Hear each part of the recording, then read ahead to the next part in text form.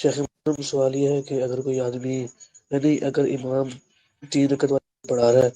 تو کوئی آدمی آخری رکعت میں ایک وتر کی نیت کر کے شامل ہو سکتا ہے کہ نہیں ہو سکتا؟ بھائی کا سوال یہ ہے کہ اگر کوئی امام 3 رکعت وتر پڑھا رہا ہے تو کوئی آدمی کیا آخر میں اگر شامل ہو رہا ہے 1 رکعت میں تو کیا 1 رکعت کی نیت سے شامل ہو سکتا ہے؟ نہیں، اس کا جواب یہ ہے کہ نہیں شامل ہو سکتا، کیونکہ جب آپ کسی امام کی امامت میں نماز پڑھ رہے ہیں تو جب تک آپ کے پاس کوئی شرعی عذر نہ ہو تب تک آپ کو اتنی ہی رکعت پڑھنی ہے جتنی رکعت امام پڑھ رہا ہے۔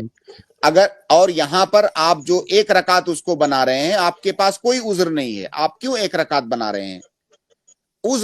عذر کی کچھ صورتیں بن سکتی ہیں، جیسے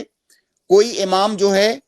عشاء کی نماز پڑھ رہا ہے، ابھی آپ نے مغرب نہیں پڑھا ہوا ہے، کسی شرعی عذر کی بنیاد پر مغرب نہیں پڑھا ہوا ہے، آپ اس کے ساتھ عشاء کی نماز میں شامل ہو رہے ہیں مغرب کی نیت سے۔